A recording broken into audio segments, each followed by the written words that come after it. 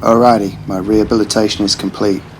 Back to lofty heights of Tier 7, reviewing the T71. As usual, I give my opinions on it, how I think you should play it, what you should do, how you should ammo-rack mod 1s. Yeah. Okay, so I've got 2 games for you. Effectively, the first one is me being rubbish, but at least as a YouTuber I use my own footage and get out there, drive the tanks myself and don't rely on other people's. It's not really fair on other YouTubers, but I just think that you ought to put your own games in and get out there and sweat the tank, drive the tank around, play 17 games in the damn thing like I did yesterday with the help of Phone a Friend Commander Smith as usual. So the first game's on Normandy, and I'm going to talk about this game and also I think you should play it. So I think with this tank you need to get out early and spot. That's not YOLO, that's not got hit by a TD, because if you get HE'd in this it will hurt and you could be one-shotted by T49s and other things. So you've got to be careful, but I think you've got to get out and spot. So I think that's the first thing. The second thing is the things like a carrion vulture, right? It's not front line, but what it does is it feeds on low hit point tanks or tanks with hit pools that you can clip out. So you've got to look for them. It's no good frontlining the tank. You've got to literally think the whole time about the battlefield and where stuff is. You fundamentally want to avoid T49s, SU-152s, anything with a derp gun, because that will hurt, and you really want to avoid heavy tanks until towards the end of any known game, unless you can get round sides and backs. The most dangerous period of the game for this tank is when the battlefield is full of tanks. But what you can do is once you've picked your target, you can go and literally smack a full clip into it and then use the mobility of the tank to bugger off, confuse, befuddle, annoy. And you can see the sort of HE shots going in there, but I've turned these 2 guys round and Commander Smith's come in from the other direction, and basically we're gonna clear them out. They don't really know what's happened there. The next thing to note is what I found is in Platoon yesterday, I think about 16 games in Platoon, we managed to get something like 71% out the tank,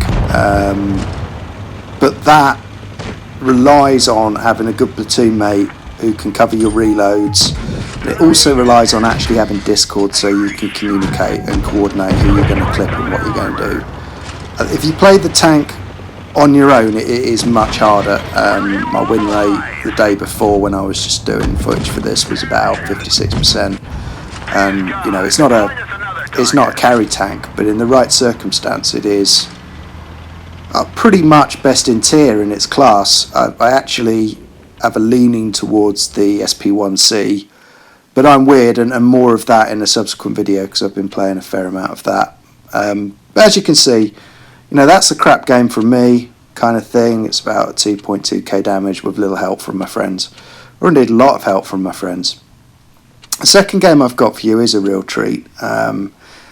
It's basically a game from my good friend Zoomfordstrug, or Rotterlux, or indeed the Kasmirtiger. Many aliases for the great man. And why do I share a game from him? Well, not only is it an ace game, it's a game where the T71's lower tier and it's against some nasty stuff. Look at that, T32, VK, Smasher, SU-152 and a Flaming Borsig. There are multiple tanks on this battlefield that can take my mate out. The other reason I show this game is that our protagonist here, if you look at Hall of Fame for this tank, I think there's 10 entries, top 10, he's got 7 of them. I mean, he can really play this tank, and when I talked to him about it, he said it reminds him a lot of what used to be the A20 in terms of mobility, driving around, gameplay, tactics and clipping. Now, unlike me, Mr. Kasmirtiger, tends to play the tank out of platoon.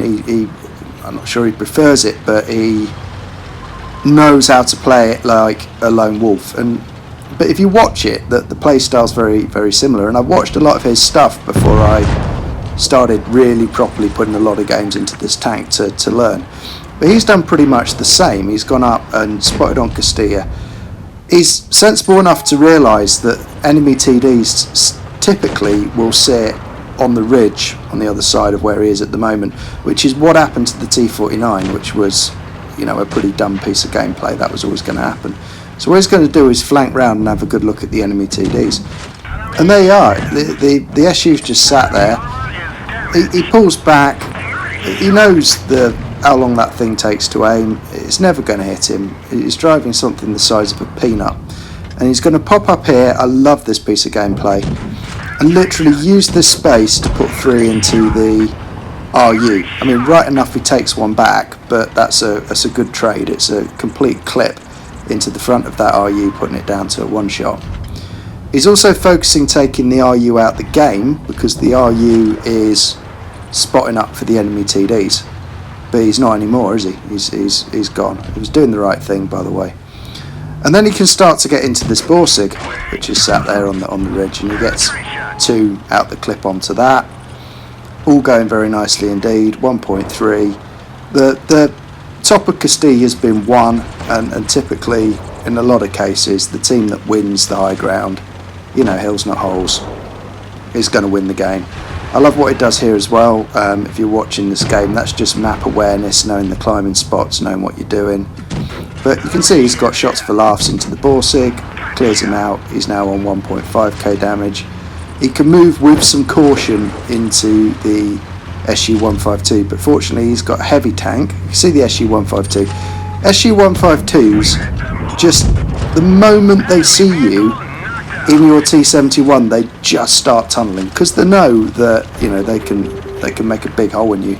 In fact, you know, they can pretty much one-shot you or put you down to a one-shot, which can really, really ruin your day in this tank. So he takes one off the T32, which is sort of a BS shot. He obviously found the gap between the rock and where he was. But you can see he can drive around this thing and just clip it. Very nice indeed. Under the gun. The IS, good piece of gameplay from him, comes up and supports. Heavy tanks tend to give up on you when you're driving the T71 and focus something that they think they can hit. Because if you're driving it well, when you're doing a good COD, they can't track you. And secondly, they sort of almost don't, they're not, it's strange, there's not so many T71s in the game. They don't consider you oftentimes to be a threat, but what they don't realise is that, frankly, I mean, look at that clip. You're dumping upwards of 370 alpha in a clip into them, and yet they're focusing on, you know, an IS5 or something, which, well, okay, if it pens them, we can do about 400 or whatever, but they don't typically see you as a threat until it's too late, and then they sort of go, well, where my bloody hell have my hit points gone? And that's what I mean. I said at the beginning of the video, the tank is like a carrion vulture, and you can see that the Tiger is switched up. He's switched up to heat, and that is because the fronts of things like, you know, this VK100-01P are very, very difficult to get through, even with heat. The pen on the gun isn't bad, but it's not exceptional, and that is the way it should be, is it not? You know, you're driving a light tank, it shouldn't be that you can pen straight through the front heavies. That's not how it should work. But for all of that, he is putting some cheeky shots into the turret of this VK100-01P and just holding him up. But if you look at it, the game and where he's at, he's on 3.4k. He's killed 2, he's spotted. I mean, he's done the lot, and that is quite justifiably an ace game. Just to note, actually, if you watch some of this gameplay back, the gun depression on the tank's not great, so obviously you've got to work with that, but if you can drive tanks without gun depression, you can drive this. Anyway, I hope you enjoyed. See you. Bye.